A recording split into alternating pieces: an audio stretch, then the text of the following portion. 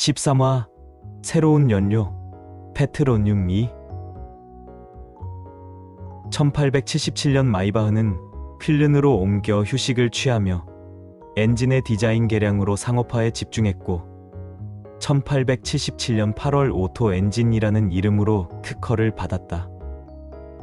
오토의 이 엔진은 고효율의 성능과 그 전의 엔진보다는 소음이 적어 엄청난 인기를 끌었고 10년간 3만 대 이상이 팔려 오토는 많은 부를 이루게 되었다. 오토의 엔진은 그 전에 발명된 엔진보다 엄청난 발전을 이룬 엔진이었으나 다임러의 마음에는 들지 않았다. 다임러는 더 많은 개량을 하여 엔진을 축소하고 출력을 높여 각종 차량, 선박, 비행선에 쓸 수 있도록 해야 한다고 생각했다. 허나 오토의 엔진은 그러한 곳에 사용되기에는 너무 크고 무거웠으며 출력이 약했고 연료로 도시가스를 공급받아야 한다는 단점이 있었다. 다임러와 마이바흐는 오토의 엔진을 만드는 도중 이미 이러한 단점을 미리 파악하고 있었고 1875년부터 칸슈타트의 연구소에서 이미 빈밀리에 페트로늄에 대한 것을 실험하고 있었다. 마이바흐가 1875년에 만들어 오토 엔진에 사용된 플로웃 기화기도 페트로늄을 공기와 혼합하여 분무하기 위한 기화기의 부산물에 지나지 않았다. 둘의 연구는 페트로늄이 연료가 될 수 있다는 성과를 보였고 다임러는 페트로늄에 대한 본격적인 연구를 하기 위해 오토에게 갔다. 다임러가 오토의 집무실로 들어서자 심하게 기침을 하던 오토는 다임러를 보고 미소를 지으며 자리에서 일어났다. 그는 반갑게 다임러를 맞이하며 자리에 앉으라고 권했다. 오토는 요즘 오토 엔진이 매우 잘 팔리고 있어 기분이 좋다고 말하며 자신의 이름을 엔진 이름으로 붙인 것이 성공의 한 요인일 것이라고 생각했다. 그러나 동시에 심한 감기에 시달리고 있다고 덧붙였다. 다임러는 오토 엔진이라는 말에 순간 착잡한 표정을 지었지만 이내 이를 감추고 오토의 성공을 축하했다.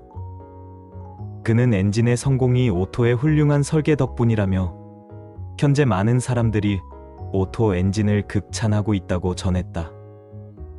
그러면서 오토에게 약을 복용할 것을 권했지만 오토는 이 정도 감기로 약을 먹으면 사람들이 웃을 것이라며 대수롭지 않게 넘겼다. 오토는 자신의 엔진이 시장에서 좋은 반응을 얻고 있다는 소식을 듣고 만족해하며 다임러와 마이바흐가 이미 큰 부자가 되었지만 앞으로도 함께 더 훌륭한 엔진을 만들어 많은 돈을 벌자고 말했다. 이에 다임러는 현재 엔진을 계속 개량하고 있으며 특히 마이바흐가 담당한 설계 덕분에 기존보다 고장이나 소음이 많이 줄어들었다고 보고했다. 오토는 마이바흐의 기술력을 칭찬하면서도 다임러가 이 시간에 자신을 찾아온 이유가 따로 있을 것이라며 용건을 물었다. 다임러는 잠시 생각에 잠겼다가 오토 엔진이 세상보다 반보 앞선 획기적인 엔진이며 앞으로 나올 엔진들도 오토 엔진의 기본 틀을 크게 벗어나지 않을 것이라고 평가했다. 그는 오토 엔진이 자동차, 선박, 비행기 등 다양한 분야에서 활용될 가능성이 크지만 현재의 엔진은 지나치게 무겁고 출력이 약하다는 문제점이 있다고 지적했다. 이에 오토는 다임러에게 해결책을 찾았느냐고 물었고 다임러는 가장 큰 문제점이 엔진이 도시가스를 연료로 사용한다는 점에 있다고 설명했다. 이 말을 들은 오토는 탁자를 손바닥으로 내리치며 격앙된 반응을 보였다. 그는 자신이 설계한 현재의 엔진이 천존하는 가스 엔진 중 최고라고 주장했다. 다임러는 차분히 오토를 진정시키며 설명을 이어갔다. 오토 엔진이 도시가스를 공급받아 작동하기 때문에 필연적으로 연료 공급 장치가 커질 수밖에 없고 이는 엔진의 부피를 증가시키는 원인이 된다고 말했다. 또한 도시가스의 폭발력이 강하지 않기 때문에 엔진의 출력도 자연스럽게 낮아진다고 덧붙였다. 오토는 다시 기침을 하며 생각에 잠겼고 다임머에게 대안을 물었다. 다임머는 자신과 마이바흐가 문제를 해결하기 위해 연구한 결과 페트로늄을 연료로 사용하는 방안을 발견했다고 밝혔다. 이 말을 들은 오토는 코웃음을 치며 황당하다는 듯이 실소를 내뱉었다. 그는 페트로늄이 주로 윤활유나 의약품에 사용되는 물질이라며 도시가스보다 공급이 원활하지 않은 상황에서 이를 연료로 활용하자는 다임러의 제안을 비현실적이라고 여겼다. 그러나 다임러는 페트로늄이 강력한 폭발력을 가지고 있으며 적은 양으로도 장시간 엔진을 작동시킬 수 있기 때문에 기존 오토 엔진의 단점을 한꺼번에 해결할 수 있다고 주장하며 연구 지원을 요청했다. 오토는 여전히 회의적인 태도를 보였지만 다임러와 마이바흐가 현존하는 최고의 엔지니어라는 점을 고려해 단순한 망상이 아닐 수도 있다는 생각을 하게 되었다. 결국 그는 페트로늄 연구에 대한 결정을 보류하고 우선 자신이 직접 조사를 해본 후 판단하겠다고 답했다. 다임러는 이에 동의하며 현명한 결정을 내려줄 것을 부탁했고 오토는 대화를 마친 후 다임러에게 자리를 떠나도록 했다. 다임러가 집무실을 나간 후 오토는 창밖을 바라보며 깊은 생각에 잠겼다. 그는 페트로늄이 연료로 적합하지 않을 것이라 확신하면서도 혹시 모를 가능성을 배제할 수 없다고 판단했다.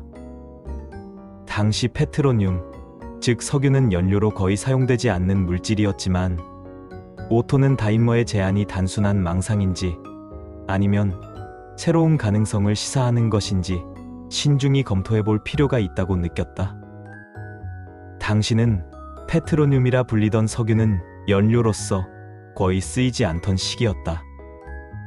중유나 파라핀이 일부 공장에서 윤활유로 쓰이거나 도시가스가 들어오지 않는 가정에서 램프를 켜는 데 쓰는 것이 고작이었고 그 이전에는 의약품으로 쓰이기도 했었다. 이러한 다임머의 아이디어를 오토는 페트로늄이 연료로 적당치 않다는 당시의 상황 때문에 시큰둥하게 받아들였다. 그리고 다임러와 마이바흐의 명성이 나날이 높아져가 그 둘을 라이벌로 생각하는 오토의 속내도 있었다. 오토는 페트로늄에 대해 여러 가지로 알아봐야겠다는 생각을 하게 되었다. 그날 업무를 마친 후 오토는 심한 감기로 인해 회사 근처 약국을 찾았다. 그는 약국 안에 있는 2명의 약사 중 1명에게 다가가 자신의 증상을 설명했고 약사는 여러 가지 증상을 물으며 적절한 약을 준비하기 위해 약국 내부로 들어갔다. 오토가 잠시 기다리고 있을 때 문이 열리며 조그마한 바구니를 든 중년의 부인이 들어왔다. 부인은 약국 내의 다른 약사에게 다가가더니 주변을 주의 깊게 살핀 후 조심스럽게 페트로늄이 있는지 물었다. 약사는 페트로늄이 있다고 대답하며 한 병을 꺼내 건넸고 부인은 값을 치른 후 그것을 바구니에 넣었다. 그 모습을 지켜보던 오토는 부인에게 다가가 정중히 인사를 건넨 후 자신이 오토라고 소개했다. 부인도 이에 응답하며 오토와 인사를 나누었다. 오토는 부인이 구입한 페트로늄의 용도를 궁금해하며 조심스럽게 질문했다. 부인은 고개를 끄덕이며 일부 지역에서는 조명용으로 사용되지만 일반 가정에서는 옷감이나 천의 얼룩을 제거하는 용도로 쓰인다고 설명했다.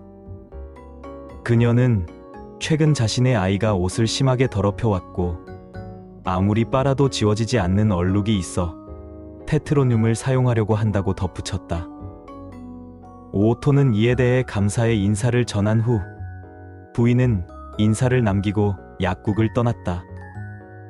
잠시 후 약사가 오토에게 약을 가져다 주었고 오토는 값을 치른 후 밖으로 나섰다. 약국을 나오며 오토는 방금 들은 부인의 말을 곱씹었다.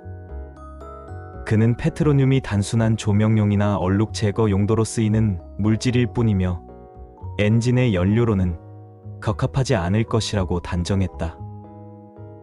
또한 회사에서 다임러에게 연구 지원을 제공한다면 자신이 알지 못하는 신기술이 탄생할 수도 있다고 우려하며 이제는 다임러와 마이바흐와의 관계를 점차 멀리해야겠다고 결심했다.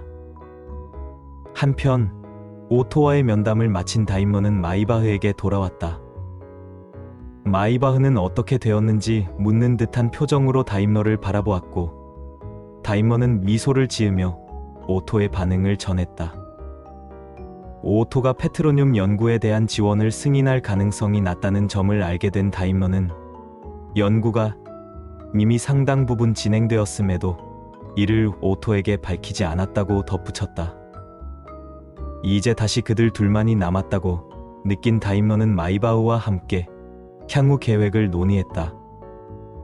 마이바흐는 어느 정도 예상했던 듯 고개를 끄덕이며 아직은 오토와의 관계를 완전히 단절해서는 안 된다고 조언했다. 그는 페트로늄 연구를 단독으로 진행하기에는 부담이 크며 오토의 지원이 여전히 필요하다고 강조했다. 다임러는 마이바흐의 의견에 동의하며 오토를 계속 설득해 연구 지원을 받아내겠다고 다짐했다. 또한 당분간은 보이츠에서 비밀리에 연구를 지속하며 문제를 해결해야 한다고 결론지었다. 마이바흐는 페트로늄에 대한 연구를 지속할 것을 약속했고 그렇게 다임러와 마이바흐는 결의를 다지고 있었다. 허나 다임러와 마이바흐가 결의를 다지는 것은 오히려 오토와의 관계를 더욱더 멀리하게 되는 결과를 낳게 된다.